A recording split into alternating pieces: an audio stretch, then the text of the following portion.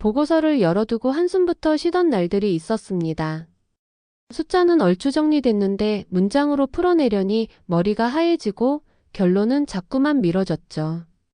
오늘은 그 시간을 AI에게 맡기고 우리는 더 중요한 판단에 에너지를 쓰자는 이야기입니다. 생성형 AI의 역할은 간단합니다. 분석 결과를 목적, 현재 상태, 원인 가설, 조치, 기대 효과로 재배열하고 필요한 표와 그래프 설명까지 붙여서 읽히는 문서로 바꿔줍니다. 초안은 AI, 마지막 10%는 우리. 이 원칙만 지키면 속도와 품질이 함께 올라갑니다. 출발점은 문서의 틀을 먼저 세우는 일입니다. 제목 한 줄, 실행 요약 5문장, 핵심 지표표 하나, 이번 달 변화 3가지, 다음 액션 3가지처럼 구조를 정해 프롬프트에 못 박습니다. 데이터표를 붙이며 숫자 단위는 %로, 비교 기준은 저널 대비로, 톤은 간결하고 단호하게라고 덧붙이면 AI가 윤곽을 쫙 그려줍니다. 경영진 보고가 필요하다면 KPI와 투자 효과를 앞에 세우고 현장 회의 버전은 상위 분량, 가설, 검증 방법, 담당 기한을 표로 정리하게 합니다. 같은 데이터로 두 벌의 문서가 나오는 셈이죠. 마음에 안 드는 문장은 재생성 한 번이면 바뀝니다.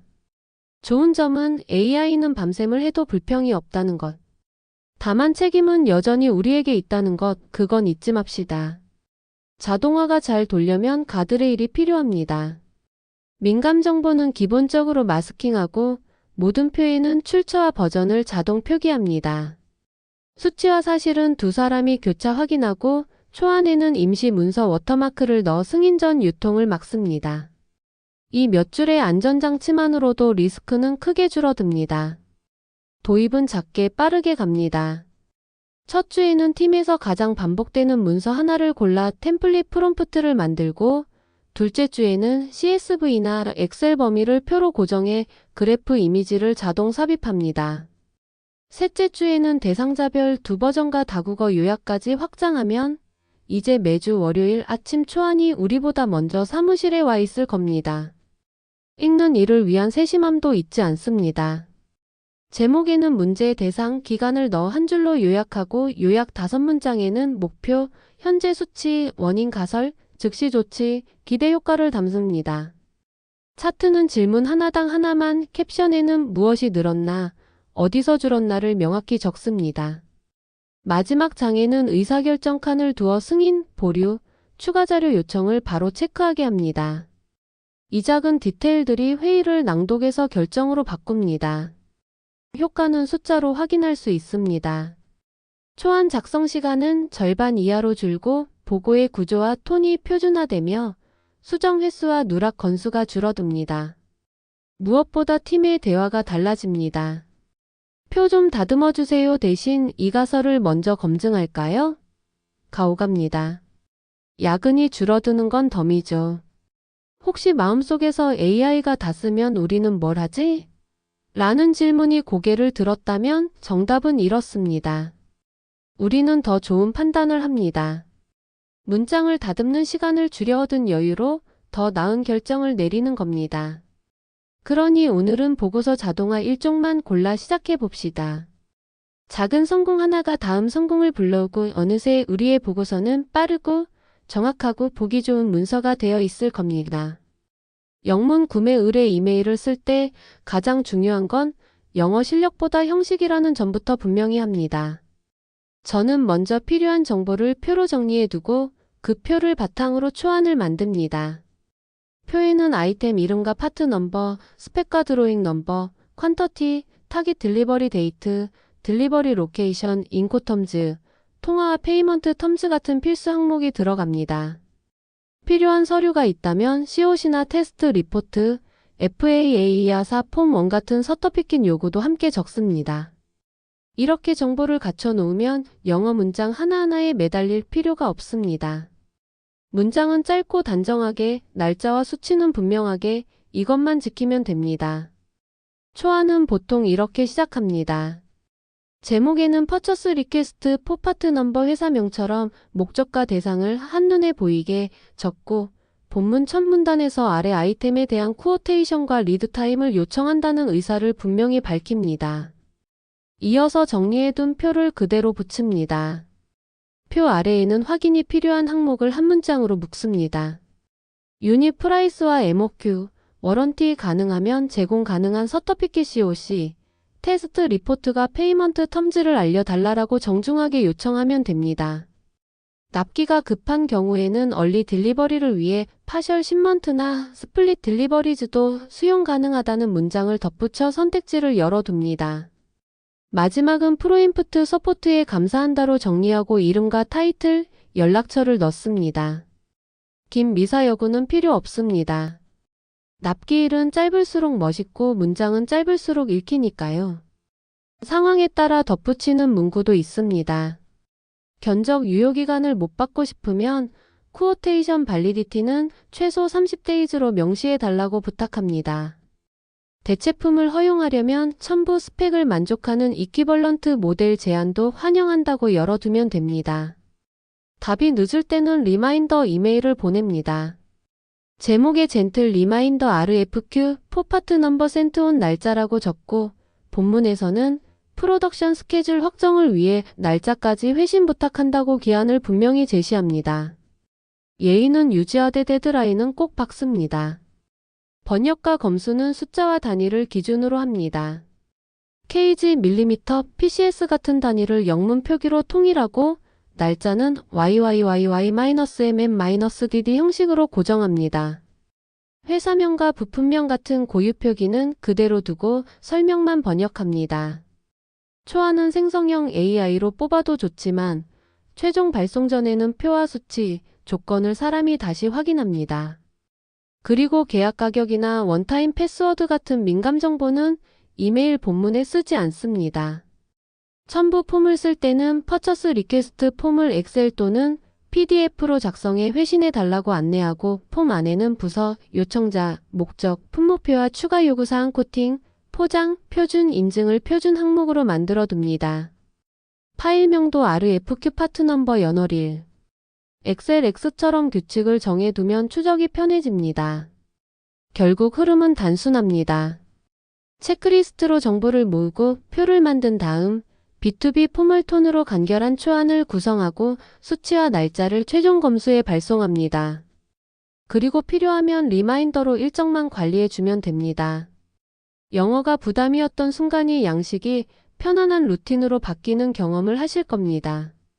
커피 한 잔 식기 전에 초안이 나와 있다면 오늘의 목표는 이미 달성한 셈이죠.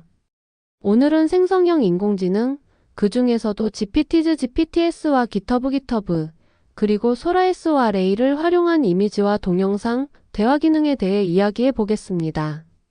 말만 들어도 복잡해 보이지만 실제로는 검색하듯 쓰기, 클릭으로 연결하기, 말로 만들기 이 3단계면 충분합니다.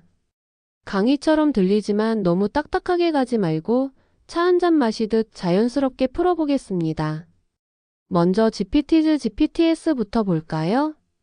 GPT즈는 우리가 익숙하게 쓰는 챗GPT의 확장판입니다. 예를 들어 어떤 팀은 품질 관리용 봇을 만들고 다른 팀은 문서 요약용, 또 다른 팀은 데이터 분석용 봇을 만들었습니다. 방법은 아주 간단합니다. 역할을 정의하고 입력과 출력을 지정해주면 끝입니다. 예를 들어 너는 제조 데이터 품질을 점검하는 어시스턴트야 라고 설정하고 엑셀 파일의 분량률을 계산하고 파레토 차트로 정리해줘 라고 지시하면 GPT가 그에 맞게 동작하는 겁니다. 마치 팀 안에 새로운 사원을 들이는 느낌이죠. 단 주의할 점 하나. 회사의 내부 문서나 고객 데이터를 그대로 넣는 건 절대 금지입니다. AI는 똑똑하지만 비밀은 잘 못 지킵니다. 다음은 기터브 연동입니다. 기터브는 개발자들의 놀이터이자 협업 공간이죠. 예전에는 코드를 올리고 수정하는 게 전부였다면 이제는 GPT와 연결해서 코드 리뷰, 자동 문서화, 오류 수정까지 가능해졌습니다. 예를 들어 이 코드의 버그 원인을 알려줘라고 하면 GPT가 최근 커밋 이력과 이슈를 분석해서 문제를 요약해 줍니다. 또 이 프로젝트의 주요 기능을 세 줄로 정리해줘라고 하면 리드미아 리에이디엠이 파일을 기반으로 간단한 설명도 만들어 줍니다. 심지어 테스트 코드까지 자동으로 만들어주죠. 다만 여기서도 보안은 필수입니다. API 키나 로그인 정보 같은 건 반드시 숨겨야 하고 코드 내부의 고객 데이터는 마스킹해야 합니다. AI는 이를 대신해 주지만 책임은 여전히 사람이 져야 한다는 점 꼭 기억하세요. 그리고 요즘 가장 주목받는 기능, 바로 소라 SORA입니다. 소라는 글로 설명한 장면을 실제 영상으로 만들어주는 생성형 AI입니다. 예를 들어 공장에서 로봇이 제품을 조립하는 장면을 10초짜리로 만들어줘라고 입력하면 진짜 영상처럼 구현해 줍니다. 마케팅 영상이나 교육 자료를 만들 때 특히 유용하죠. 불량률 감소 캠페인 포스터를 만들어줘라고 하면 한 장의 이미지로 깔끔하게 시각화해 주기도 합니다. 무엇보다 재미있는 건 대화형으로 수정이 가능하다는 점입니다. 조명 조금 더 밝게 해줘, 자막을 밑으로 내려줘 같은 요청을 하면 바로 반영됩니다. 덕분에 포토샵이나 프리미어 같은 전문 툴을 다루지 않아도 누구나 콘텐츠 제작자가 될 수 있죠. 물론 사람 얼굴이나 상표 같은 건 저작권 문제가 있으니 사용할 땐 반드시 허락을 받거나 기본 템플릿을 활용해야 합니다. 이 세 가지를 합치면 진짜 강력합니다. GPT즈로 데이터를 분석하고 GitHub으로 코드를 관리하며 소라로 시각 자료를 만들면 한 주의 보고서가 완전히 자동화됩니다. 보고서 내용은 GPT가 정리하고 차트와 영상은 소라가 담당하며 GitHub는 버전 관리와 자동 업데이트를 맡습니다. 이렇게 되면 우리는 단순 반복 작업 대신 전략과 의사결정에만 집중할 수 있죠. AI가 손발을 맞고 사람이 두뇌 역할을 하는 셈입니다. 하지만 기술이 아무리 발전해도 중요한 건 활용하는 사람의 태도입니다. AI에게 맡길 때는 명확하게, 구체적으로 그리고 목적 중심적으로 지시해야 합니다. 그냥 예쁘게 해줘보다는 검은 배경, 흰 글씨, 안전 메시지 중심으로 10초 영상이라고 말해야 원하는 결과가 나옵니다. 즉, 잘 쓰는 법은 프롬프트 설계 능력에 달려있는 거죠. 마지막으로 정리해 볼까요? GPT즈는 업무 보조, GitHub는 코드 자동화, 소라는 시각 표현. 이 세 가지가 만나면 업무의 70%는 자동으로 돌아갑니다. 나머지 30%는 사람의 판단과 감각이 필요하죠. 그러니까 AI는 경험을 보완하는 도구이지 대체하는 존재는 아닙니다. 여러분도 오늘 강의가 끝나면 작은 실험부터 해보세요. GPT즈에서 자신만의 업무 도우미 봇을 만들거나 소라로 회사 슬로건 이미지를 만들어 보는 겁니다. 혹은 GitHub 연동을 통해 프로젝트 요약을 시켜보는 것도 좋습니다. 시작이 어렵다고 느끼겠지만 막상 한번 만들어 보면 이거 생각보다 재밌네 하는 순간이 옵니다. AI는 결국 우리 손안의 파트너입니다. 복잡해 보이지만 한 단계씩 익히면 이만큼 든든한 동료도 없습니다. 여러분의 첫 GPT즈 봇, 첫 소라 영상, 그리고 첫 자동화 프로젝트가 오늘 이 시간 이후로 시작되길 바랍니다. 안녕하세요. 오늘은 챗GPT API로 나만의 비서 만들기를 주제로 실제 업무에 바로 써먹을 수 있는 챗봇 제작 과정을 이야기하듯 풀어볼게요. 커피 한 잔 들고 가볍게 시작해볼까요? 딱딱한 매뉴얼 대신 실제 현장에서 써본 느낌으로 설명드릴게요. 먼저 목표를 분명히 정합니다. 무엇을 자동화할 것인가? 가 전부의 절반이에요. 예를 들어 고객 문의 초안 작성, 회의록 요약, 보고서 구조 생성, UX 리서치 질문지, 제안처럼 범위를 좁혀야 챗봇이 흔들리지 않아요. 여기서 핵심은 입력 포맷과 출력 포맷을 미리 약속하는 것. 사람 사이에도 약속이 필요하듯 챗봇도 형식을 정해줘야 말귀를 잘 알아듣습니다. 챗봇도 예의가 있거든요. 둘째, 사용자 흐름을 스케치합니다. 사용자가 폼으로 정보를 넣는다, 프롬프트의 구조화해 API로 보낸다, 받은 답을 템플릿에 꽂아 문서나 메시지로 내보낸다. 이 간단한 파이프라인만 잡혀도 반자동 업무 비서가 됩니다.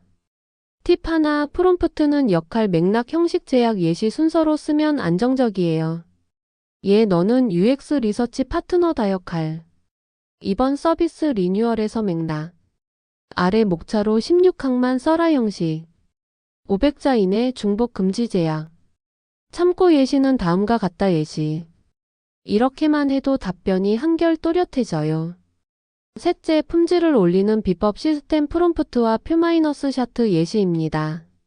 시스템에는 불변 규칙 말투, 톤, 포맷을 넣고 사용자 요청이 들어오면 예시 23개를 붙여 안정도를 높입니다.